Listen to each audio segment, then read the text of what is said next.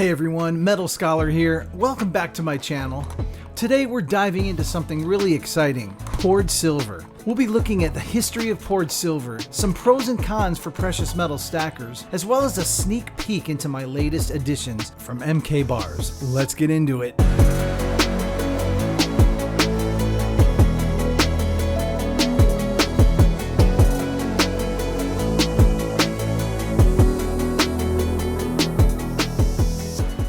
First off, what exactly is poured silver?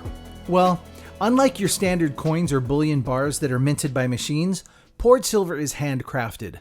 Artisans melt silver and pour it into unique molds, creating intricate and one-of-a-kind pieces. It's like owning a piece of art that's also an investment. So where does the history of poured silver originate? Well, you might be surprised to know that it dates back centuries. In ancient times, artisans poured silver into molds to create various items, from jewelry to trade goods. This technique captures a sense of craftsmanship and history that you won't find with modern minting methods. Now, let's talk about the pros of stacking poured silver. First, it's all about uniqueness. Each piece has its own character, making your collection truly special. Second, poured silver often comes in unconventional shapes and sizes. Whether it's pirate-themed pieces or other creative designs, it's a fantastic way to stand out in your collection. Of course, like any investment, there are cons to consider.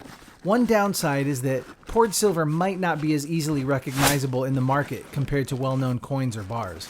Also, due to the handcrafted nature, poured silver might have imperfections or irregularities that could affect resale value for some buyers. Alright, now let's move on to the exciting part.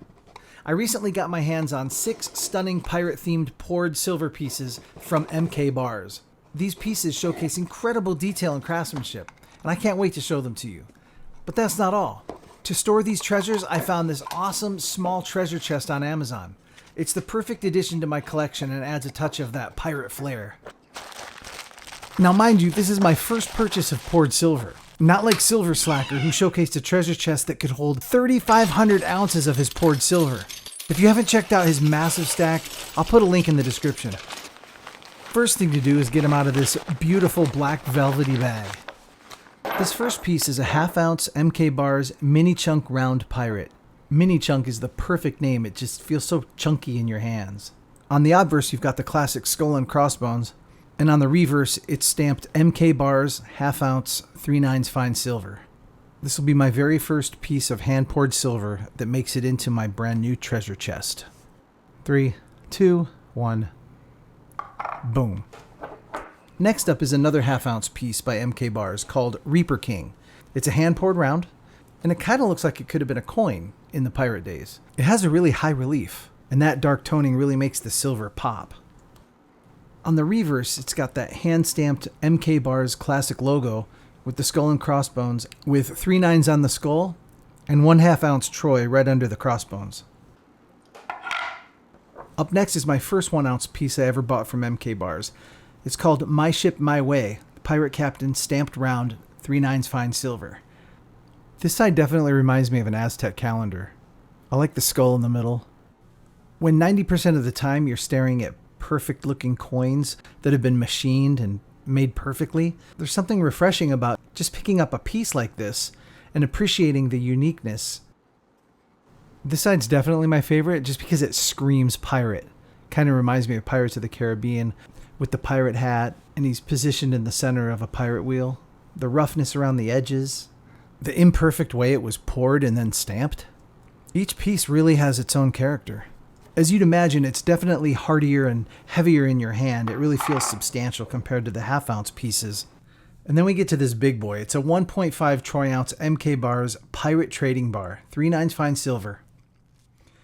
Check out the back. When I first saw this, I thought, is that like a spider? No, those are the pore lines that form as the silver is starting to cool. And it reads MK Barz 3 9s fine silver, 1.5 troy ounces. It's definitely difficult to put into words how satisfying it is to hold this in my hand. It has value. It's a beautiful piece of art. It has barterability for the mere fact that it's made of silver. And it piques my imagination. Now, when you order from MK Barz, be forewarned. After you submit your order, you may be given an instant coupon for a certain percentage off your next purchase if you order within a few minutes.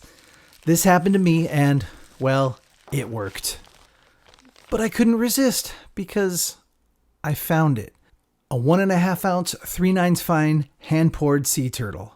The toning really makes the scales pop. On the back it says, MK Barz, 3/9 fine, 1.5 troy ounces. And look at the pour lines on this one. Super beautiful. I am just digging this. So I think it's time for my little sea turtle to swim away into his new home with all his other little poured silver friends. Now there's one more piece that I want to put away, and that is this.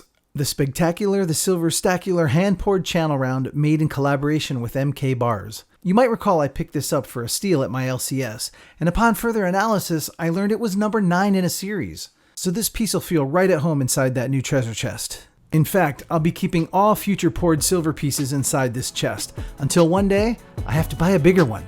And oh, that's gonna make a great video. So there you have it, folks. The world of poured silver, its history, the pros and cons, and a sneak peek into my latest additions. Personally, I'm comfortable with 5 to 10% of my stack in poured silver. In other words, for every 10 to 20 ounces of more recognizable rounds, bars, sovereign coins, I see no harm in picking up an ounce or two of poured silver. Worst case, you pay a higher premium, and when you go to resell, you might only get melt price, or a tad under, but you could also get a tad over if the piece is collectible. It really depends on your comfort level and ultimately your goals. So what do you think? Do you have a place in your heart for poured silver? Or do you avoid it like a bad habit? Please let me know in the comments. I hope you enjoyed this deep dive into poured silver, and if you did, don't forget to give this video a thumbs up. Stay tuned for more precious metals adventures, and as always, thanks for joining me on this journey. Until next time, dream big, dream often, and then go do it.